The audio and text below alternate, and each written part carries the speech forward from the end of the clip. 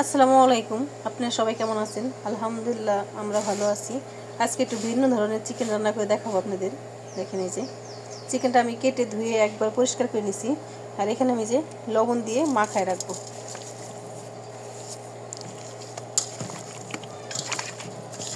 অবশ্যই চিকেনটা লবণ দিয়ে মাখায় রাখবেন। আর আজকে এই চিকেনটা রান্না করব এই যে কাঁচামরিচ দিয়ে আমি রান্না করব। আর এই যে পেঁয়াজ কাটা আছে, এটা আমি ব্লেন্ডার করে নেব। আমি ব্লেন্ডারে যে পেঁয়াজ সাথে যে কাঁচামরিচ ব্লেন্ডার করে রান্না করলে কিন্তু দারুণ লাগে খেতে, অসাধারণ।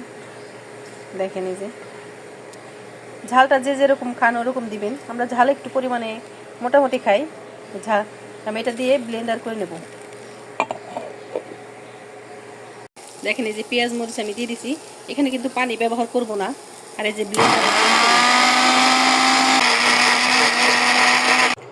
দেখেন এই যে কড়াইতে আমি পর্যাপ্ত পরিমাণ তেল দিয়ে দিছি।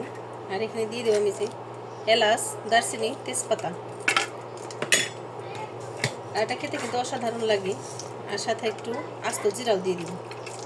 জিরা আমি ফোড়ন দিয়ে দিব, জিরা ফোড়ন দিলে কিন্তু ভালো লাগে খেতে। আর এর সঙ্গে দিয়ে যে ব্লেন্ডার করা পেঁয়াজ মরিচ আছে সেটা আমি দিয়ে দিব। এই পেঁয়াজ মরিচটা আমার কাঁচামরিচটা কষানো হয়ে গেছে ভালো মতো।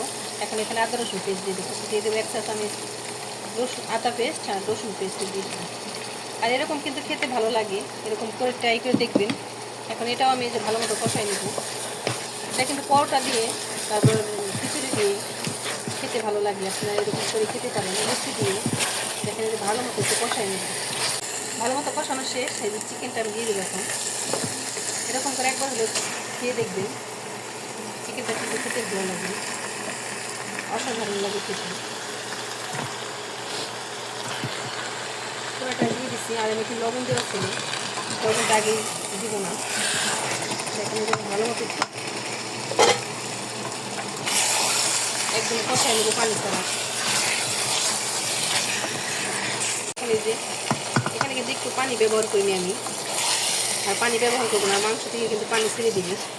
একটা আমি জিরা দিয়ে দেবো, জিরার গুঁড়া দেবো। আর দিয়ে দেবো এখানে ধনিয়ার গুঁড়া। আর সামান্য একটু লবণ দিয়ে দেবো।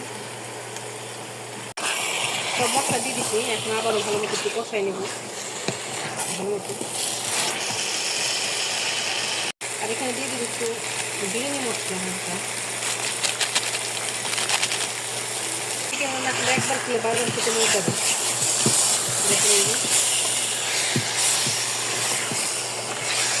খেতে কিন্তু অসাধারণ লাগে।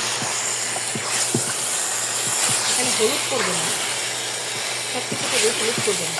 আর এখানে আমি যে মাংস অর্ধেকটা পছন্দ হয়ে গেছে, আর দিয়ে দেবো কয়েকটা আলু। আর দিয়ে দেবো এখানে যে আমি একটা লেবু ব্লেন্ডার করে নিচ্ছি একদম। দেখেন এটা লাগবে অবশ্যই, লেবু ব্লেন্ডার করে ওটা দিয়ে দেবো। আপনারা চাইলে লেবুর রস দিতে পারেন। আমি পুরো লেবুটা দিয়ে রস করে দিচ্ছি, ব্লেন্ডার করে দিচ্ছি একদম। এটা খেতে ভালো লাগে। তো দেখে একদম লোভনীয়। এরকম রান্না করলে কিন্তু ভালো লাগে।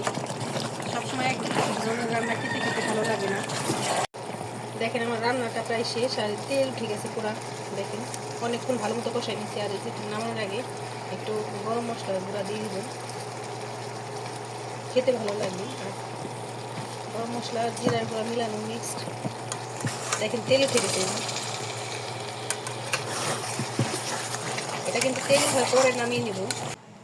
তেল উঠে গেছে, আর এই যে রান্নাটা হয়ে গেছে। দেখেন আপনার বাসায় এরকম ট্রাই করতে পারেন। দেখেন কতটা সুন্দর হয়েছে, একদম পারফেক্ট। এভাবে একবার হলেও ট্রাই করে দেখবেন, খেতে কিন্তু দারুণ লাগবে। দেখেন আমার প্রত্যেক রান্নাটা শেষ, আর দেখেন খেতে কিন্তু অসাধারণ হয়েছে, দেখতেও লোভনীয় আর খেতেও দারুণ হয়েছে। এরকম করে আপনারা বাসায় ট্রাই করতে পারেন,